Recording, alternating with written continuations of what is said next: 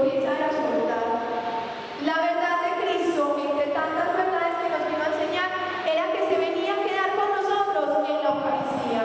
Era que la Eucaristía era la manera en que iba a perpetuar su presencia con nosotros hasta el fin del mundo. En Mateo 28:20 el Señor dice: y saber que yo estaré con ustedes todos los días hasta el fin del mundo.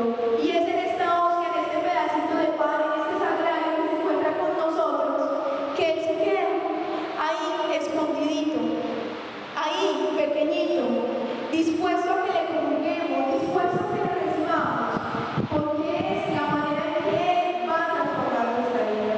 Entonces, la primera idea que vengo a compartir con ustedes el día de hoy es que la propuesta de Jesús con la Eucaristía es una contradicción para este mundo. Es una contradicción a la propuesta que nos hace el mundo.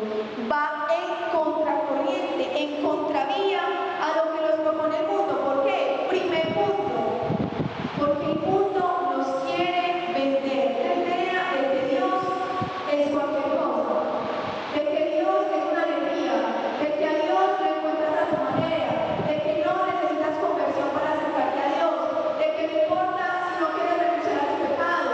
Y Dios sí está, y Dios se quedó, y Dios está con nosotros y nos ama, y nos busca, y nos anhela, pero vino de una manera concreta. Vino de una manera concreta. Vino a través de una mujer en concreto. Vino y fundó una iglesia en concreto. Vino y se quedó en concreto en la Sagrada Hostia, en la Eucaristía. Entonces el mundo nos quiere decir: no, busque la religión como usted quiera, donde se sienta bien, es que yo voy a Eucaristía cuando me nace, venga, pero es que Jesús en unos signos dejó un llamado, dejó su presencia por algo, porque ahí está Él. Entonces es completamente contradictorio, porque el mundo nos quiere vender la idea de que Dios no está, o de que lo podemos encontrar en cualquier parte. Incluso muchos países están sacando a Dios de la Constitución. Sabemos que muchos colegios están sacando la religión de las materias que enseñan, y el mundo nos quiere sacar a Dios, y Dios está ahí, pequeñito, escondidito, esperando a que le busquemos, esperando a que le amemos, pero está cumpliendo su promesa de que iba a permanecer con nosotros, iba a quedarse con nosotros.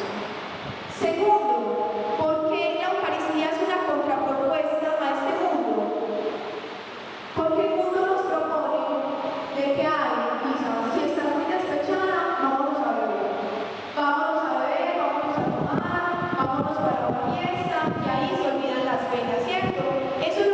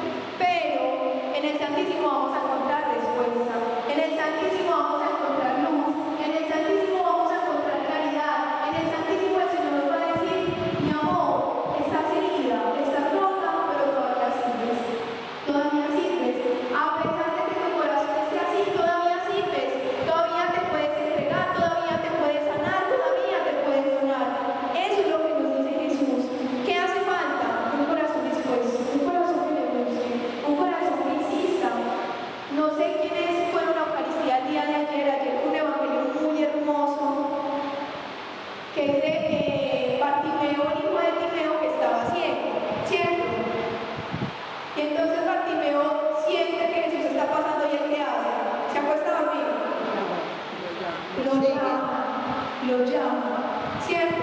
Pero como le dice Jesús, hijo de David, ten compasión de mí.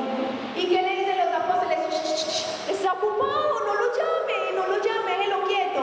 ¿Y él qué hace? Más duro, con más fuerza. Jesús, hijo de David, ten compasión de mí. Porque para este ciego esa era la oportunidad de su vida. Ese era el cangazo que estaba esperando. Él estaba esperando, era eso. ¿Por qué? Porque él sabía que ¿quién lo podía sanar? Jesús. Si él hubiera dudado, si él hubiera vacilado en su corazón, él no hubiera insistido tanto en ese llamado. Pero él estaba llamando, Jesús, hijo de David, ten compasión de mí. Jesús, hijo de David, ten compasión de mí. Porque sabía que podía ser aquel a quien él estaba llamando. Conocía su poder. Y no solo eso, sino que no dejó que las voces de afuera acallaran su voz. Entonces, cuando nosotros estamos heridos, cuando tenemos una ceguera, sea un vicio, sea un rencor, sea un pecado que, hombre, estamos luchando y no hemos podido, llámalo. En el Santísimo está la oportunidad de tu vida. El gangazo que tuvo este ciego en Jericó, lo tenemos nosotros en el Santísimo, porque a los pies de él es que le decimos: Jesús, hijo de David, ten compasión de mí. Mira mi pequeñez, mira mi herida, Jesús, mira mi dolor. Ayúdame a sanar, Señor. Y la respuesta de Jesús, cuando ve un corazón contrito y humillado, siempre es: ¿qué quieres que haga por ti? ¿Qué quieres que haga por ti? Y ahí está algo que compartía Mary ayer con los que me parecía muy hermoso. Y era que ella decía: es que Jesús sabía que Bartimeo quería ver. ¿O qué se va a imaginar uno? Jesús, sáname de la lepra. Es que él estaba ciego y Jesús sabía que era el milagro que él necesitaba. ¿Ustedes qué creen? Jesús sabía. Pero sin embargo, ¿qué? Lo quería escuchar. Es como que dice: quiero que me cuentes, quiero que me digas, quiero que me quieres, quiero que te pasa. Eso fue lo que hizo Jesús. Cuando le dice: ¿qué quieres que haga por ti? Jesús quiere que nosotros le contemos. ¿Y dónde? En el Santísimo. En el Santísimo es donde nosotros le podemos contar, le podemos decir. Voy a hacer un paréntesis. Yo he hecho este ejercicio en mi vida y ha sido una locura. De irme y hablarle a Jesús de todo. O sea, desde lo más fuchi hasta lo más lindo, desde lo que yo considero que está por allá, pero mejor dicho, escondido y olvidado, hasta lo más visible, le cuento todo. Señor, me siento así, estoy así, porque a veces cometemos un error y es que creemos que a Dios nos tenemos que acercar como con fórmulas. Dios Padre Celestial, ¿cierto? Está bien, es bonito, en la liturgia es hermoso, pero nosotros necesitamos a veces comunicarnos así.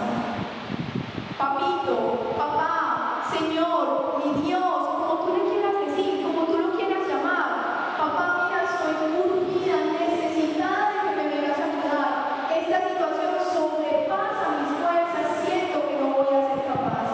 Porque delante de eso se tiene que caer todas las vestiduras que nosotros tenemos, todas las máscaras y mostrarnos tal cual como somos.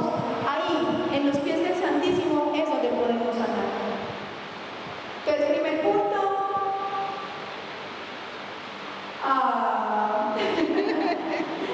Está muy olvidadizo. El primer punto.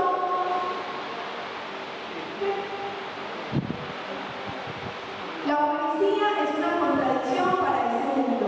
Sí, la Eucaristía es una contradicción para este mundo. Y el segundo punto es que nosotros en el Santísimo nos podemos sanar.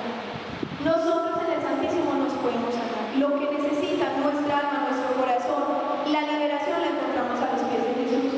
Tercer punto. El Santísimo nos ayuda a salir de nosotros mismos. Nos ayuda a salir de nosotros mismos. Y quiero empezar con una anécdota de la Madre Teresa de Calcuta, cuando le dicen las religiosas: Madre, estamos muy preocupadas porque el tiempo no nos alcanza para atender a tantos leprosos. Y le dice la Madre Teresa de Calcuta: pues bueno, aumentémosle 1 hora más al tiempo en el Santísimo. Y las religiosas como que, ¿what? ¿Cómo así que al Santísimo si antes necesitamos más tiempo haciendo? ¿Cierto? Y ella dice que Dios es el dueño del tiempo.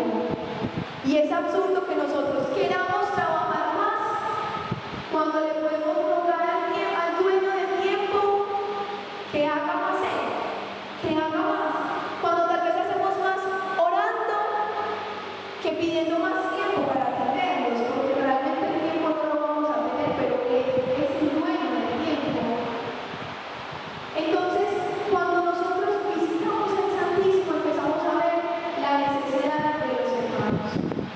¿Y el mundo qué quiere?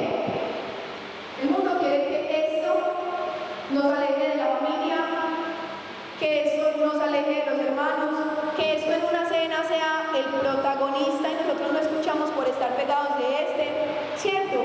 Que las redes sociales sean como el lugar donde nosotros nos mostramos felices, alegres, maravillosos, apoteósicos, bueno, no sé, todo eso, y que tal vez nuestra realidad sea algo completamente diferente. Eso es una propuesta del mundo, porque Jesús es en contra de la corriente. Jesús quiere que salgamos al hermano como está, que escuchemos, que miremos a los ojos, que contemplemos, que apoyemos. Cuando yo salgo de mí misma, yo me muevo a amar a los demás. Cuando yo voy al Santísimo, yo estoy atento a que otra persona necesita, a que mi amiga me dijo que estaba mal de mercado, tengo que ayudarle, aunque mi amiga estaba llorando, mi hermana la vi llorando triste, voy a extenderle mi mano para abrazarla, para decirle que ahí estoy.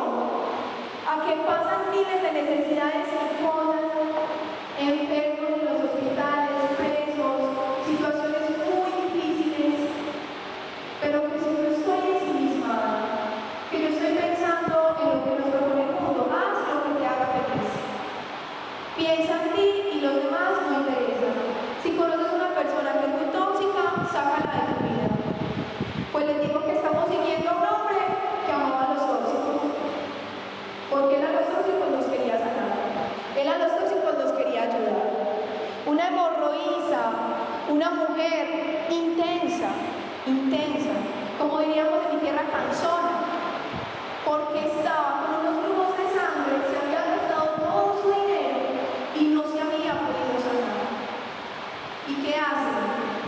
Se arriesga porque en ese tiempo eso era tenaz y le toca el manto a Jesús y queda sana. Para el mundo esa es la tóxica. ¿Y qué nos dice el mundo? No, si es tóxico, a un ladito. No, ven y yo te ayudo a sanar, ven y yo te escucho porque estás así, porque te sentís así, y eso te lo da la oración. Cuando yo voy de Jesús, cuando yo contemplo su entrega generosa en el santo sacrificio de la Eucaristía, yo comprendo que Él me quiere llevar a amar, que Él me quiere llevar a entregarme, a adorarme desde eso pequeñito. ¿Quién como Dios? Nadie como Dios. Desde la realidad que cada uno de nosotros viva, que yo lo conozco, y que usted diga, bueno, sí, muy bueno todo eso, pero ¿cómo lo voy a hacer? En mi propia realidad. Es que a veces creemos que las actividades están tan lejos o que yo tengo que ir muy lejos para hacer la voluntad de Dios. Cuando realmente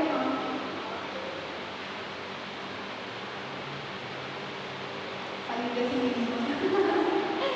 Cuando realmente es en la oración que yo puedo encontrar ese descanso.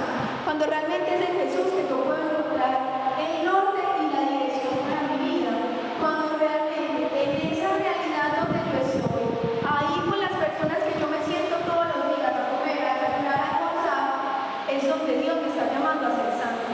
Es donde Dios me está llamando a acompañar. Es donde Dios me está llamando a apoyar.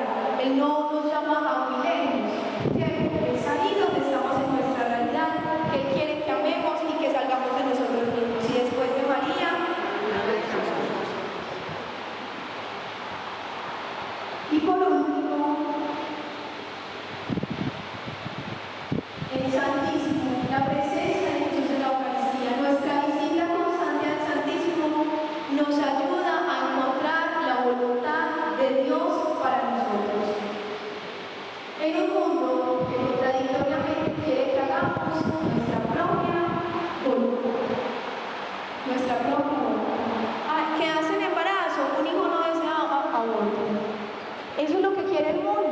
Eso es lo que nos enseña, eso es lo que divulga, eso es lo que propaga, eso es lo que extiende y eso es lo que está logrando cambiarnos la mentalidad de que podemos hacer lo que queramos, de que los mandamientos son una opresión, de que los mandamientos son una camisa demasiado ajustada que no nos va a servir, metiéndonos la mentira de que Dios es un Dios castigador, que no está esperando que cometamos un error para decirnos, mire, yo les dije, usted hizo un error. Cuando no es así, es un Dios amoroso, entregado, que no está esperando sino que le abramos la puerta de nuestro corazón y que cuando le decimos, Señor, quiero hacer tu voluntad, Señor, yo te quiero agradar, Señor, yo quiero que tú me digas para qué soy yo, para qué nací, cuál es mi propósito. Y ustedes tal vez pensarán, dice casi muy bonito a los 20 años. Dios nunca llega tarde. Dios nunca llega tarde. Y si tú estás escuchando este grupo de oración a tus 80 años, a tus 70, a tus 60 o a tus 15 años, Dios nunca llega tarde. Y es el momento de que le preguntes, Señor, ¿cuál es tu voluntad para mí?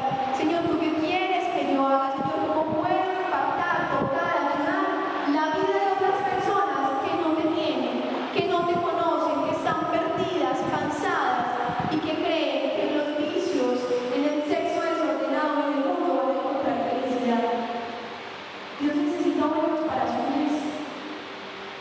Y es algo muy hermoso porque, claro, en la oración no encontramos todo, pero como les decía, un fruto de la oración es salir de mí mismo, salir de mí mismo. La oración no está dando fruto cuando yo me encierro en mi realidad, cuando estoy así hermética, que nadie me diga nada, que no me hablen, que no me molesten. Ojo, porque ahí tenemos que revisar que estamos haciendo mal la oración. La oración da fruto cuando amo, me extiendo, mi corazón se expande, puedo escuchar, no me importa trasnocharme ayudando a otra persona, porque ahí están los frutos de la oración. Porque tú y yo somos también un medio a través del cual Jesús quiere llegar a los demás. Entonces les voy a invitar para que hagamos una oración.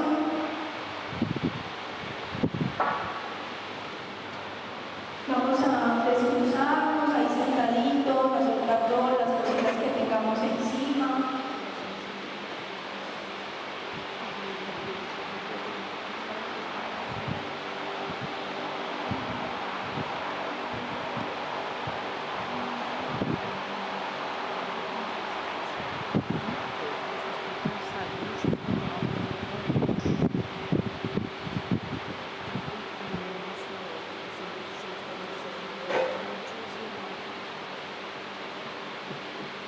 Yo no sé por qué tú hablas de este tipo de oración. Y no sé cómo llegaste a este tipo de oración. Si tal vez llegaste herido, cansado, agobiado, estresada. Si tal vez te veniste en contra de tu voluntad. Si tal vez estás aquí con enojos, con rencores en tu corazón. Yo no sé si tienes el alma herida, el corazón dolorido, o si por el contrario estás tranquilo, estás feliz. Yo no lo